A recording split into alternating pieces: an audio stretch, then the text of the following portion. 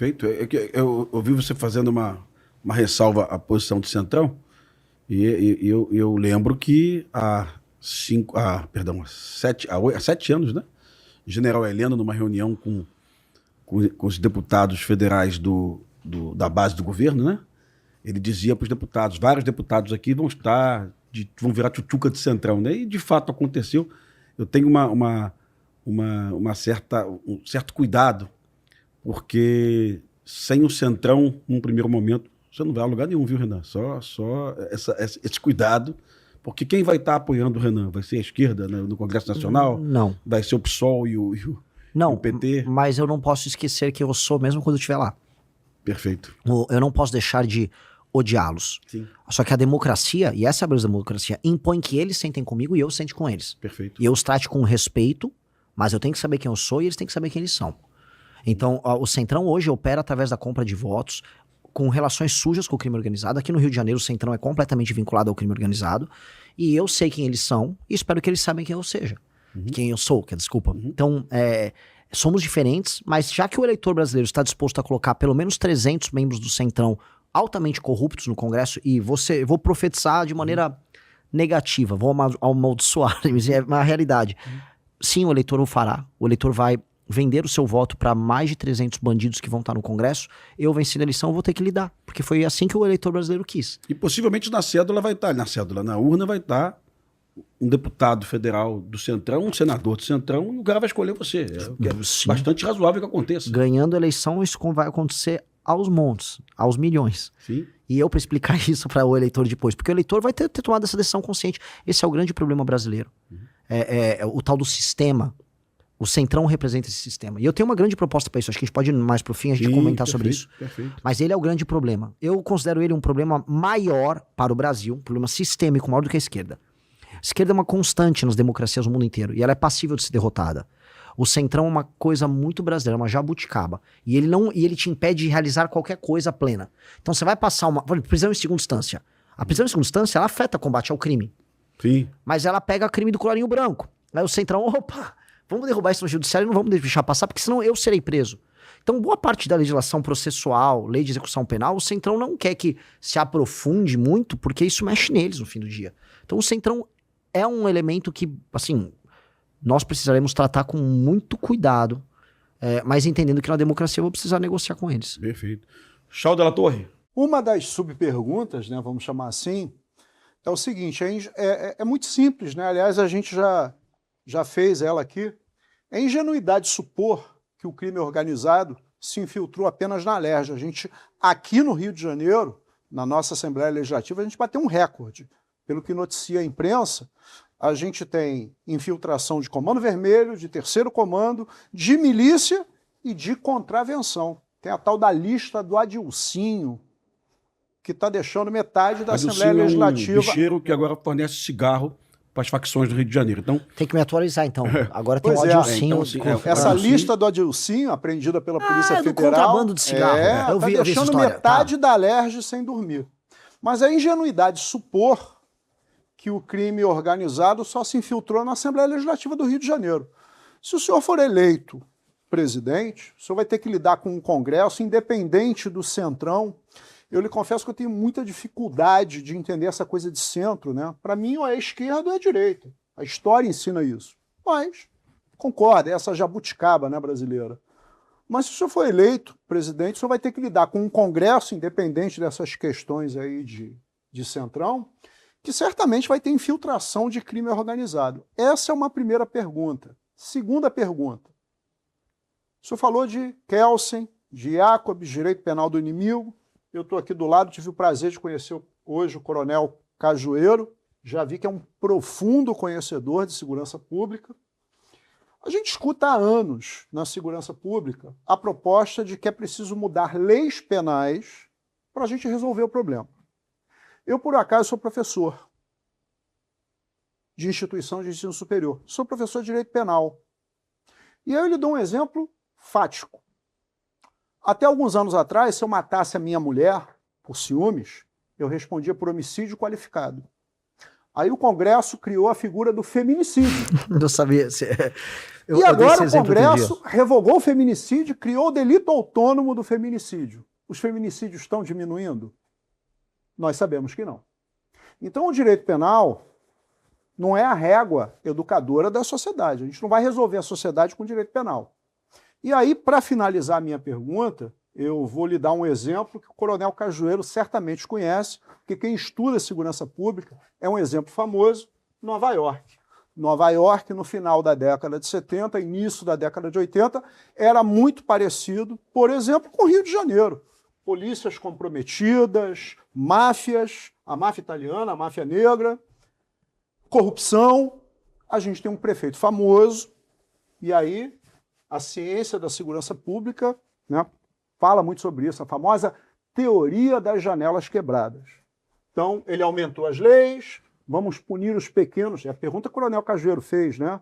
É a percepção de que eu serei punido.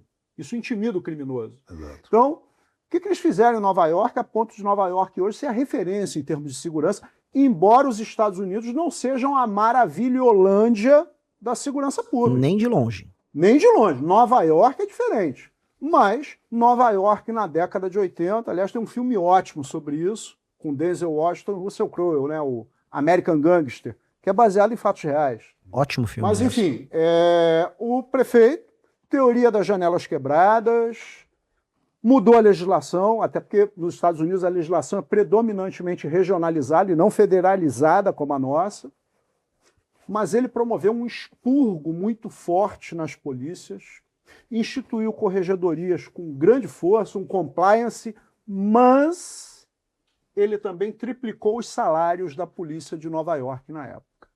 Eu há anos digo isso, não existe segurança pública boa e barata. O panorama das polícias brasileiras é uma bagunça, a começar pela falta de padronização, inclusive nas polícias civis, já que as polícias militares são bem mais padronizadas, embora em São Paulo o Corpo de Bombeiros esteja dentro da Polícia Militar. Aqui no Rio de Janeiro, não. Só que a gente tem essa questão da disparidade salarial. E aí é que eu encaixo, finalizando a minha pergunta. Primeiro, pretende criar o Ministério da Segurança Pública, que é, evidentemente, o norte das políticas de segurança para os estados.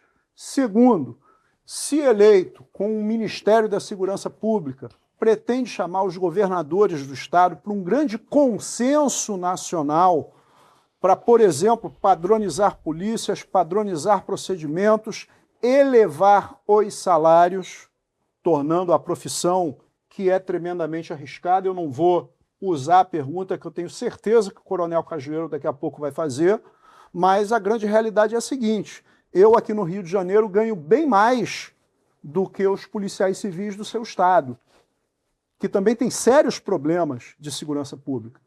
Eu estava conversando com os policiais militares que estão aí, que são de São Paulo.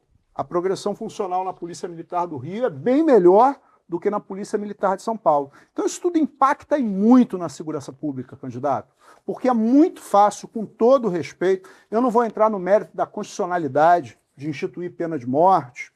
Pelo que eu entendi, o senhor, se eleito for, pretende convocar uma Assembleia Nacional Constituinte.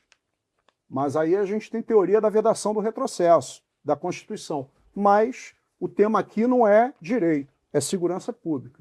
À luz da segurança pública, será que a gente precisa de mais leis penais, de endurecimento de mais leis penais, ou a gente precisa mudar profundamente o modelo persecutório criminal e as polícias que nós temos? É exemplo que foi feito em Nova York. Bom, não é uma pergunta, é uma super pergunta, é um tratado que eu recebi aqui, mas vamos lá, vamos fazer igual o Jack Stripador, vamos por pedacinhos, né?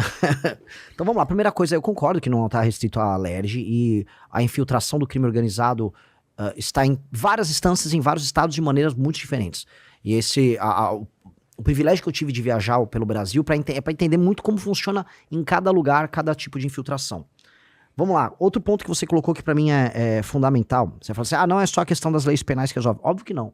Porque a lei, se ela não tem efetividade, ela é letra morta. A lei brasileira é letra morta, a começar pelo judiciário, que não faz uma implementação devida dela.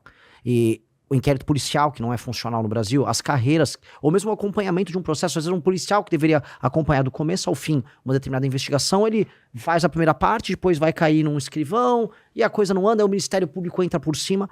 É caótico o modelo de investigação nosso, e o modelo persecutório depois, e aí vem a subjetividade do juiz, que aqui o juiz ele tem a sua subjetividade. Então, como aconteceu no caso do menino Henri Borel, não, é machismo estrutural você colocar a mãe ali. Objetivamente falando, uma reforma do judiciário, que é uma reforma que a gente está propondo, ela tem que ser estritamente literalista no sentido de implementação da legislação. Matou tantos anos, tem esse agravante aqui, tantos anos, o juiz só vai cumprir aquilo. Essa subjetividade que hoje é permitida ao juiz, ela é um dos elementos que mais gera impunidade, e ela gera um elemento discricionário e subjetivo que, conforme você sobe para as instâncias superiores, piora. Tanto que a boa parte daquilo que a gente chama de corrupção, que eu já tô falando agora de crime de colarinho branco, ele se vale disso. De interpretações extensivas que tribunais superiores fazem. Nós vamos precisar amarrar isso muito, porque hoje está completamente solto, e a soltura desse processo é justamente o que mantém o sistema vivo. E aqui eu não tô falando como teórico de conspiração. Para mim, o sistema só sobrevive porque você tem uma aliança tácita entre o legislativo, o judiciário e o executivo, que permite que cada um faça negócio e tenha privilégio nas suas áreas, mas todos, vamos dizer, afrouxam a fiscalização de um sobre o outro. Então, o legislativo não vai para cima do judiciário para obrigar o judiciário a cumprir a lei como tem que ser cumprida. Vai caber a um presidente da República fazer uma reforma no judiciário. E aí entra outro elemento, que é um elemento que você citou da teoria das janelas quebradas, que eu concordo que é um elemento que não é só de aplicação de política pública, não é só papel do executivo, mas é o papel de liderança pelo exemplo, que é a questão cultural. Quem fez, a gente dá o exemplo de Giuliani, quem fez isso de verdade, criou uma nação que é muito mais impressionante que os Estados Unidos, departamento, é um homem que chama Lee Kuan Yew, num país chamado Singapura. Ele é o maior líder político do século XX. Ele pegou um país que era favelizado, destruído, violento, com a autoestima e com a moral corroída, porque foi humilhado pelo Japão por anos, e ele transformou essa numa das grandes nações mundiais. O que ele tinha como teto? Todo mundo falava, a pessoa em Singapura, ela é suja, ela é porca, ela é criminosa, ela não é confiável para fazer negócio. E ele acreditava que, primeiro você vem com leis e uma liderança muito firme na aplicação da lei, ou seja, o exemplo vem de cima, a lei dura e a sanção pesada vira hábito, o hábito depois se torna cultura, a ponto de você sequer conseguir distinguir no futuro que aquilo um dia foi forçado à população. A sanção, a lei dura com a aplicação e o exemplo da liderança acaba gerando um exemplo positivo. E nós no Brasil já tivemos exemplos positivos. Até os anos 90 o brasileiro não usava cinto de segurança. Até o meados dos anos 2000, todo mundo fumava dentro de qualquer espaço fechado. E veio uma lei, aquilo se tornou hábito, e depois se tornou cultura, e hoje as pessoas levam isso muito a sério. O brasileiro agora põe cinto de segurança no banco de trás.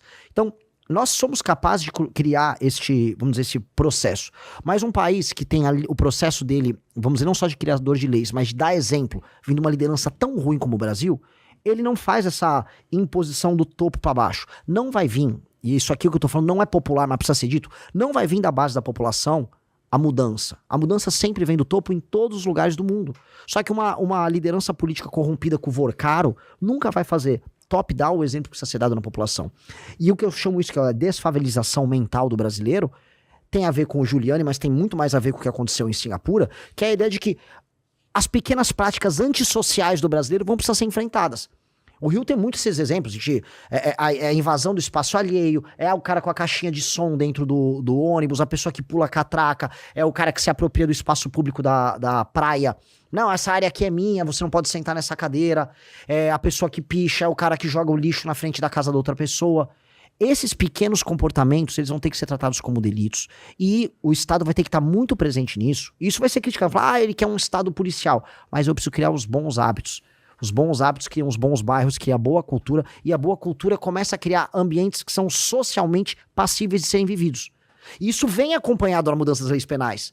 Mas isso tem que vir acompanhado de uma liderança muito boa. É uma questão de liderança. Se você não tem uma liderança que quer implementar isso, você não vai implementar. Falam do Bukele. O lance que o Bukele fez é, primeiro ele destruiu o crime organizado, agora vai ver o que ele tá transformando em São Salvador. Tirando os fios, a cidade tá ficando limpa, vai jogar lixo na rua em São Salvador. Então, o exemplo que a gente tem que dar é transformar os nossos ambientes e os nossos hábitos. E criar uma cultura de civilidade. Aí esses elementos, eles vão ter um efeito que uma coisa puxa a outra e ajuda a outra. E aí tem um elemento que eu te disse, é o elemento cultural e o elemento de liderança, que não são necessariamente positivistas no sentido de passar a lei, mas de passar o substrato cultural que está por trás da lei, que faz a lei valer. Que é a ideia de você ter um sistema de valores comum. Hoje o brasileiro está completamente e moralmente esculhambado. E essa esculhambação vai se refletir numa sociedade mais violenta, com certeza. Gostou do vídeo? Para mais vídeos como esse, se inscreva no canal Avante Missão Brasil, deixe o like, compartilhe o vídeo e comente abaixo o que achou do corte. Vídeos de segunda a sexta com os temas mais diversos da política brasileira e do Partido Missão.